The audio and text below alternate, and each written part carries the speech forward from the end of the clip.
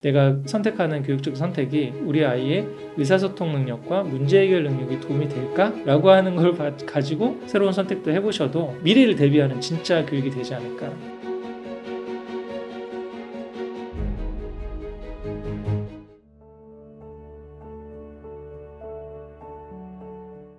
우리 공부머리의 발견 이 책을 갖고 이번에 보홀에 가서 가족 세미나를 했거든요. 그러면서 좀 이런 경험도 이제 방학 때 저는 사교육비 줄여가지고 한 달 정도 한 달 살기를 이런 식으로 한번 해보시면서 겨울방학 때 가족들하고 가족 세미나 하고 이제 아빠가 이제 계속 오실 수는 없으니까 아빠는 한 2, 3일 정도 들으셨다가 이제 가시고 이제 어머니하고 다른 아이들은 남아서 이렇게 해볼 수 있는 이게 지금 그 운동을 아침에 같이 하는 겁니다. 네. 그다음에 여기 플로깅이라고 해서 그 봉사활동 거기 해안에 있는 거기서 그 주고 그러는 거고요.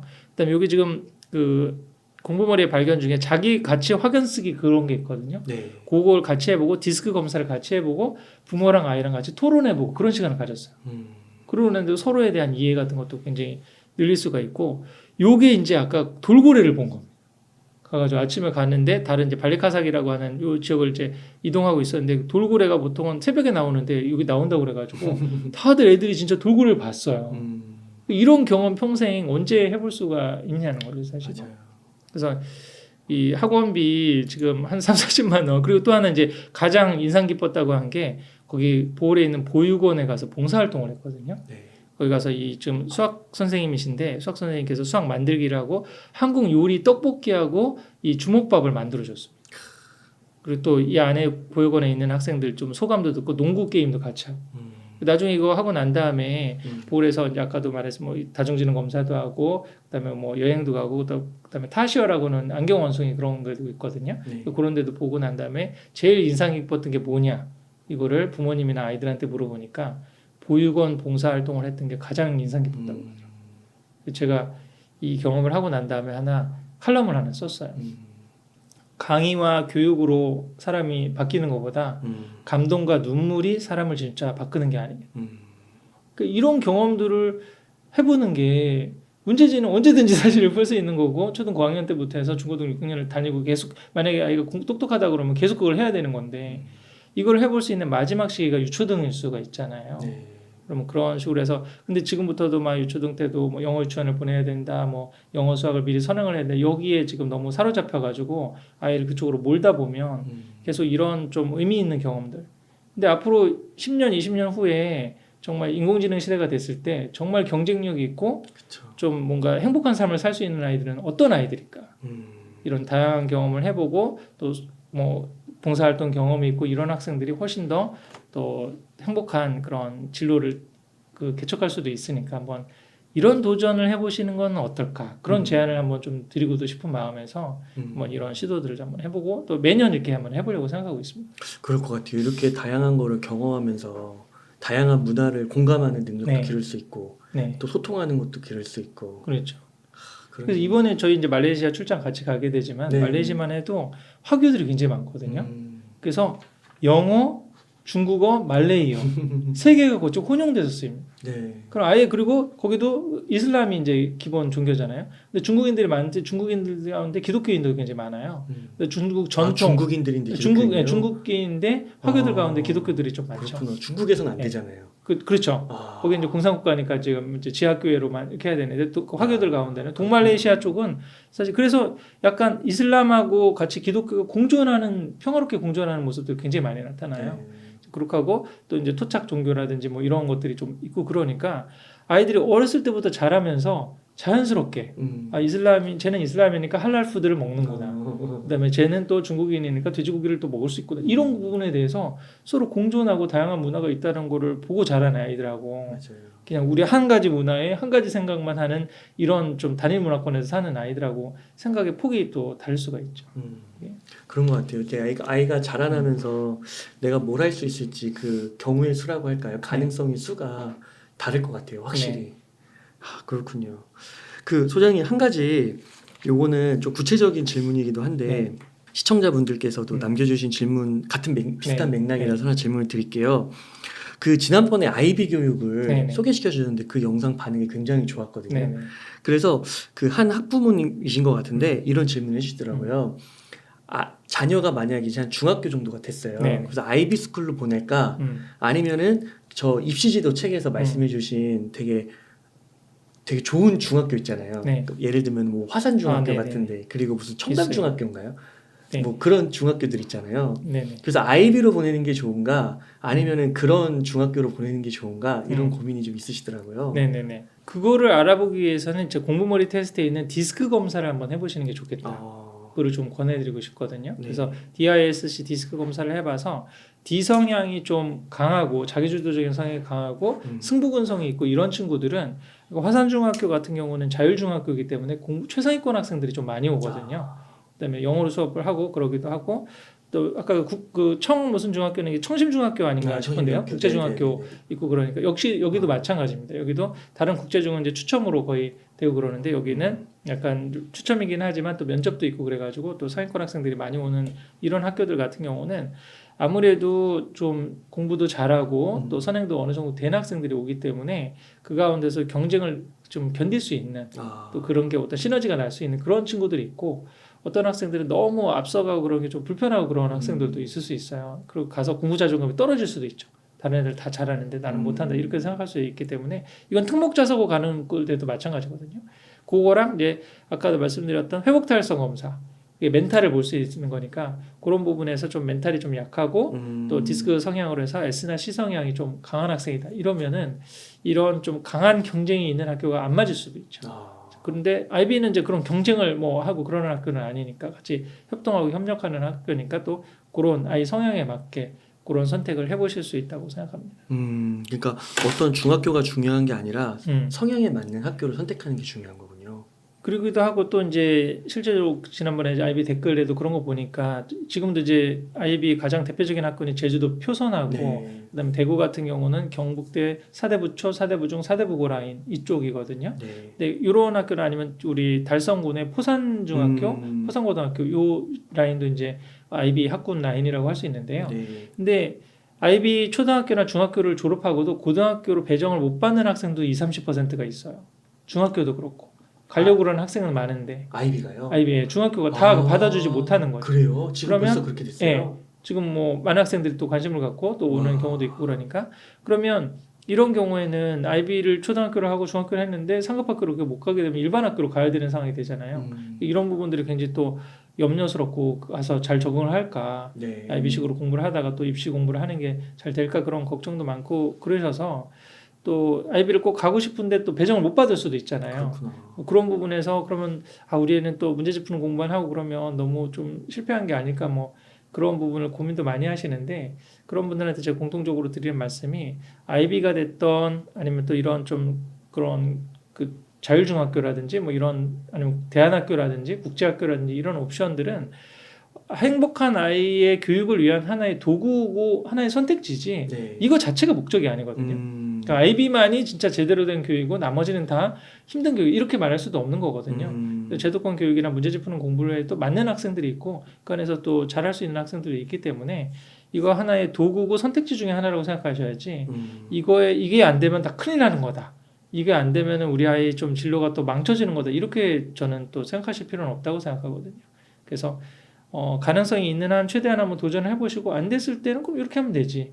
B플랜으로 이렇게 하면 되고 또 교육의 궁극적인 목적이 그럼 아이비를 해서 학교를 잘 가려고 그러는 건지 아니면 뭐 입시를 해가지고 대학을 잘 가려고 그런 좀 낮은 단계의 목표가 아니라 우리 처음에 아까 말씀드렸듯이 30-40대 아이가 경제적인 어떤 자유나 아니면 돈 걱정 없이 좋아하고 잘하는 걸 할 수 있는 그 길을 그 더 높은 목표를 위해서 많은 경로 중에 하나 요거를 할 수도 있고 안 되면 요렇게도 할 수 있다라고 하는 좀 유연한 사고를 가지시면 좀 그런 스트레스가 좀 덜 하지 않으실까 싶습니다. 그 화산중학교 같은 경우는 시험 봐서 들어가기도 하는데 네. 그 근처에 1년인가 2년을 살면 네.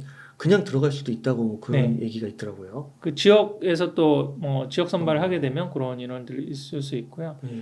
지금은 이제 원하면 다 면접은 다 봐주는 걸로 그렇게 지금 최근 입시 요강이 또 바뀐 걸로 알고 있습니다. 근데 애가 그런 성향이 아닌데 그 말씀해주신 디스크 검사를 했는데 그렇게 경쟁심이 좀 있고 좀 목표 지향적이고 이런 아이가 아닌데 그런데다가 이렇게 그냥 부모가 이제 어느 정도 그 부모의 그런 뭐라고 해야 될까 권위적인 거 네. 리딩도 필요하다 해서 그냥 네. 딱 둔 거예요. 네. 그게 이제 역효과를 충분히 불러일으킬 수도 있는 거죠. 그리고 또 결정적으로 이 자율중학교나 이런 데는 기숙사 생활을 해야 돼요. 아, 그래서 기숙사 생활을 좀 힘들어하는 학생이 있을 수 있죠. 고등학교 정도면 이제 기숙사 생활 웬만큼은 해낼 수 있는 아이들이 많잖아요. 네. 근데 이제 아이들의 성향에 따라서 이게 좀 기숙사 생활 너무 힘들고 단체 생활 힘들고 그런 학생들도 있을 수 있으니까 그런 면에서 이제 약간 오히려 인지적인 부분보다는 그 비인지적인 부분 그런 멘탈이라든지 아니면 기질 성향 이런 것들을 봐서 이게 좀 맞는다 싶은 아이들한테 그런 걸 좀 권해주는 게 좋은 거지. 그러니까 이것도 마찬가지죠. 행복한 교육을 하나의 도구지. 아, 이게 좀 유망화되니까 너는 반드시 이거를 가야 된다는 것도 집착을 하는 거잖아요.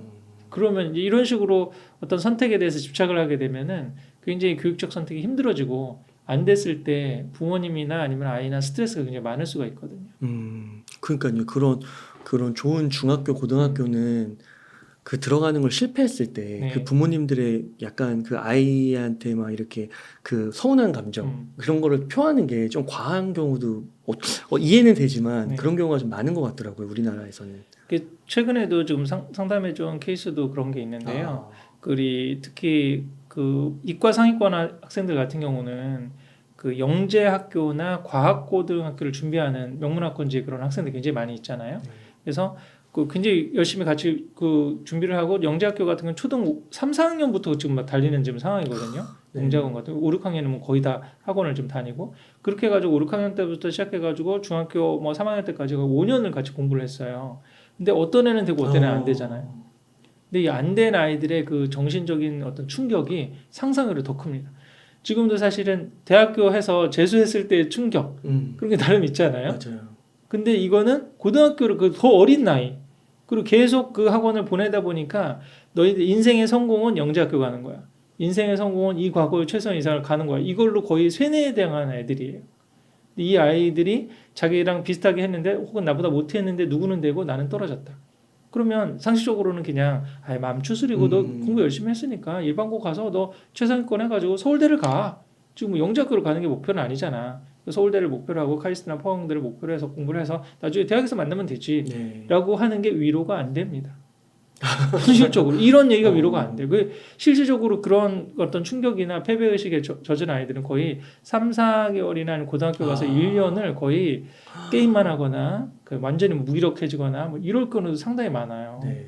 많은 부분들이 간과하시는 부분인데 그래서 특목 자사고 가서도 하위권으로 밀린 학생들은 거의 자포자기 수준이 되는 정신과 상담을 받아야 되는 그 정도의 스트레스를 받는 친구들도 있거든요. 그렇죠. 이게 이제 우리나라 사실 줄세우기 입시 경쟁의 폐해고 드러나지 않는 부분이에요. 이게 이런 부분이 사실 안타까운 거죠. 이게 꼭 하나의 표준화된 경로만 있는 게 아니잖아요.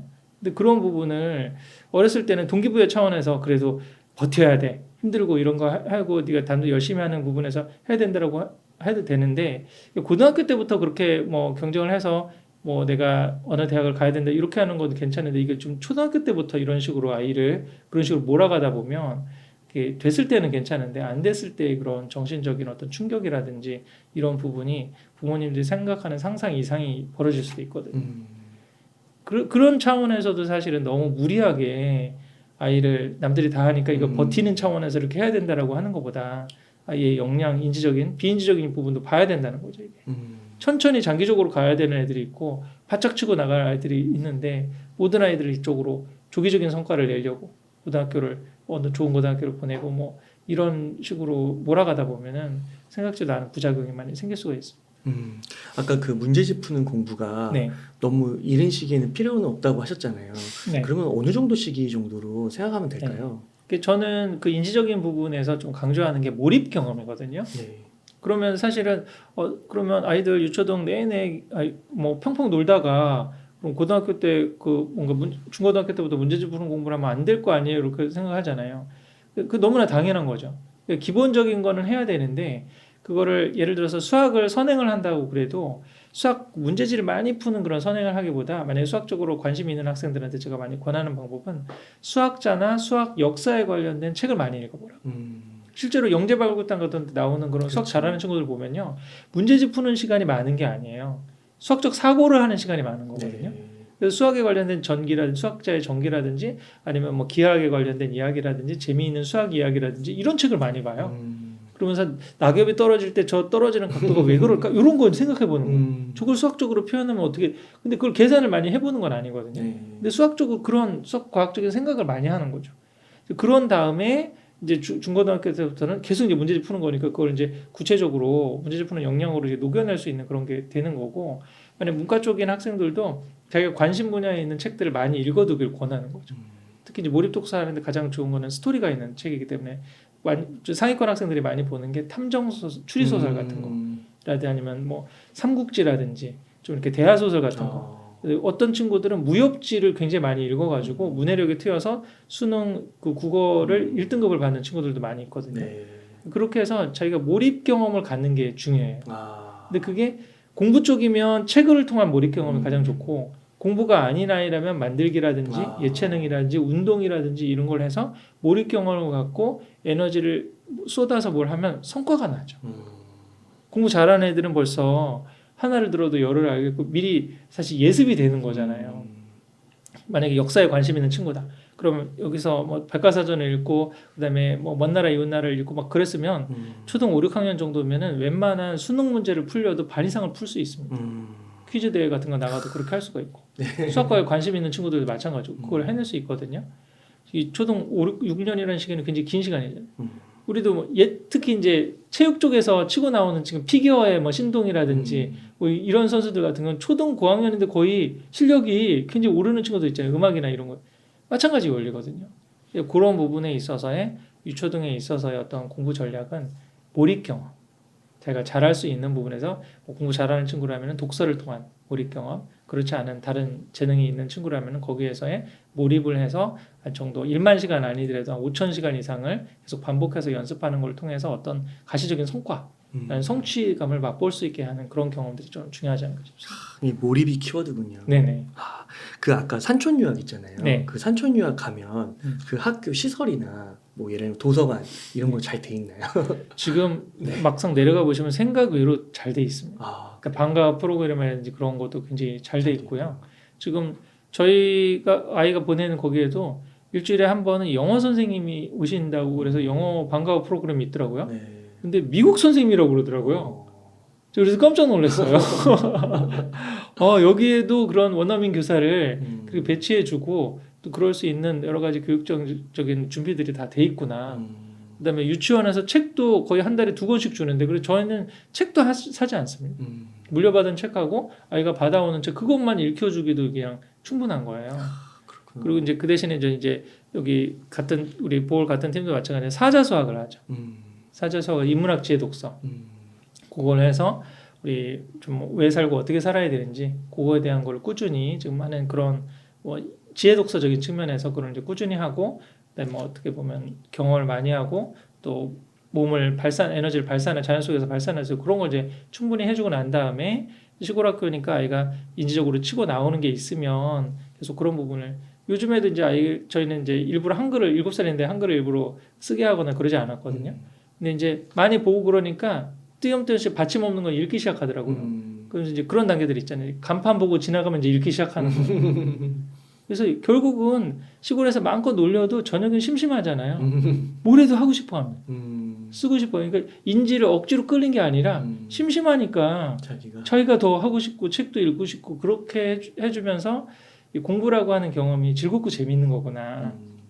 산으로 자전거 타는 거 노는 것도 재밌지만 저녁에 심심할 때 이거 쓰고 뭔가 배우고 읽고 이런 것도 재밌구나. 그런 경험들을 하나하나 이렇게 좋은 경험을 갖게 해주면서도 인지적으로도 충분히 저는 해볼 수 있다고 생각하고. 너무 좋은 것 같습니다. 그러니까 이게 너무 단순하게 너무 이렇게 외길로만 생각할 필요가 없고 정말 다양한 길이 있고 정말 말씀해주신 대로 지도를 그려주신 것 같아요. 입시 지도. 그리고 이 입시 지도가 우리나라 대학에만 이렇게 국한된 게 아니라 정말 삶이 사실 다 시험일 수도 있잖아요. 순간순간마다 그런 거를 좀 그 어린 나이 때 그런 것들을 좀 총 정리해서 보여주신 게 아닌가. 꼭 한번 읽어보시면 너무 좋을 것 같습니다. 네, 소장님 그러면은 뭐 끝으로 저희 웅달책방 시청자분들을 위한 한 말씀 부탁드리겠습니다. 지금 키워드 중에 하나가 미래 인공지능 시대에 이제 되고 그런다고 그러지 않습니까? 맞아요. 근데 지금 인공지능 시대에 저는 제일 중요한 어떤 그 교육적인 핵심 키워드가 소통 능력하고 문제 해결 능력이라고 생각하거든요. 네. 그래서 이 두 부분이 돼 있으면은 인공지능이 내 일자리를 대체한다고 그래도 새로운 것들을 만들어낼 수 있는 그런 역량들이 될 수가 있는 거죠. 네. 그래서 지금 각광을 받고 있는 대학 중에 하나가 미네르바 대학이라든지 아니면 제가 입시제도 책에서도 소개했는데 에콜 42라고 여기는 학비도 없습니다. 교수님도 없고 그냥 컴퓨터만 있는 거죠. 네. 그리고 거기서 코딩 사관학교를 해서 이제 하는데 거기 지금 조단위 유니콘 기업이 프랑스에서는 여러 개가 나왔어요. 우리나라에서는 아직 그 정도까지는 아니지만은 그러니까 뭔가 가시적인 성과를 내는 그런 모습들이 있는데 지금 미네르바나 에콜 42의 공통점이 뭐냐면은 문제 해결 능력이거든요. 네. 이 학교를 마치고 만약에 미네르바를 한 2, 3년 다니고 난 다음에 대부분 방학 때 구글이나 인텔 같은 데서 인턴을 하거든요. 네. 그 마이크로소프트 같은 데서 인턴을. 근데 대학생을 시키고 일을 시키는데도 일을 너무 잘한대요. 그러니까 미네르바 대학에서의 수업이 기존에 있는 그 지식과 정보를 배우는 게 아니에요. 7개 도시를 돌아다니잖아요. 네. 돌아다니면서 그 도시가 가지고 있는 문제를 해결하는 게 한 학기 프로젝트예요. CT 프로젝트. 우리나라에 왔을 때 네이버를 방문했습니다. 네이버에 가서 네이버 경영진들에서 네이버가 갖고 있는 문제점이 뭔지를 브리핑을 들었어요.